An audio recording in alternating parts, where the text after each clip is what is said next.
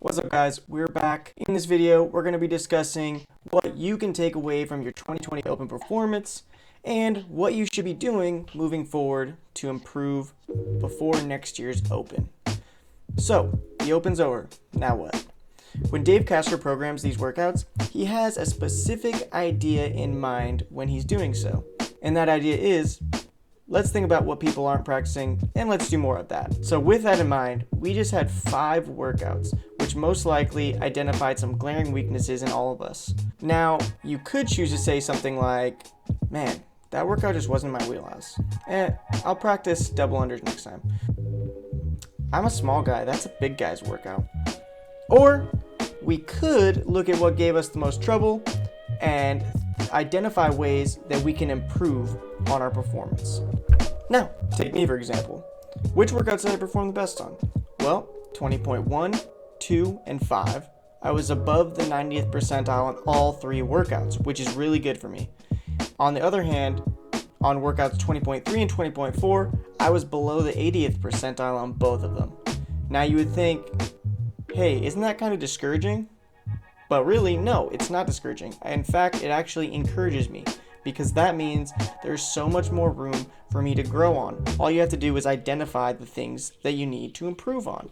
Now, let's look at what those 3 workouts that I performed best on had in common. Well, what were they? They were lightweight or body weight or gymnastic heavy workouts.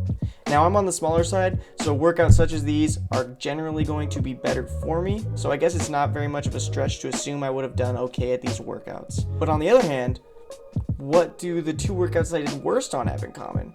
Well, obviously those are the 2 heaviest workouts in the Open this year. Both of them had extremely heavy barbells. Of course, I struggle with those. Now for myself, it's fairly obvious what I need to work on, and that's going to be, I need to increase my strength. Now it's pretty straightforward. I had my 2 worst performances on the 2 workouts with the 2 heaviest barbells, so it's pretty obvious I need to work on my strength. But on the other hand, what if you were on the opposite end of the spectrum? Maybe you did really well in these 2 workouts with the heavy barbell, but you struggled on movements like the muscle up. You struggled with the movements such as the pistol squat, or maybe you couldn't get your double unders down. These are obvious things that we can look at from our Open performance and we can work on and tweak. Now let's say, for example, you struggled on the pistol squats. You can find progressions on YouTube or from your coach to work on attaining that pistol squat. It doesn't have to be a forever weakness. Let's say you weren't able to get your double unders, or you don't quite have your double unders. You can find time to practice your double unders at home, at the gym, maybe you buy a jump rope, you start doing double unders between commercial breaks while you're watching TV, whatever it takes to improve on that weakness. For me, obviously, I'm going to be starting a strength training program with the focus of increasing my strength so I can do better in next year's Open. I don't think it matters what level you're at. I think that you can always look at your Open performance and you can find something that may be a weakness, or maybe something that you could touch up on or improve upon before next year's Open. I think it's an invaluable tool that we should all be using in order to identify our strengths and our weaknesses and improve our overall fitness performance. Now, some of you guys might be saying, what do I have to motivate me now? The Open was my thing that kind of pushed me and motivated me through these last 5 weeks, and right up prior to the Open, myself included, to really push myself hard in the gym. Well, for me personally, I'm setting myself some personal goals. My personal goals are to snatch 225 pounds and to clean and jerk 285. Those are just specific goals that I'm setting for myself to try to reach before next year's Open. Additionally, I've signed up for a few different CrossFit competitions, and those are going to kind of encourage me to amp up my training and maintain consistency throughout my workouts and not fall off and get lazy in the gym.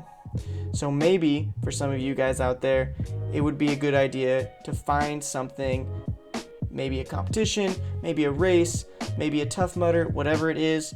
Or maybe you can identify some goals, something you can reach, something reasonable, something attainable that's going to help give you that motivation to really push and continue working out in the gym and improving prior to next year's Open. So, in conclusion, guys, it is so beneficial to reflect on the past Open performances, as there's so much to gain from it.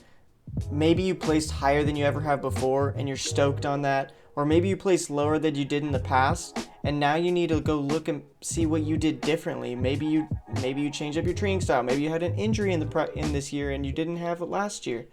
Whatever it may be, I always think there's something you can find from your Open performance that can truly boost your performance and training. And lastly, set goals and find things to keep you motivated when maybe you don't have that same internal motivation that you did leading up to the Open. Lastly, guys, I appreciate everyone that's watching.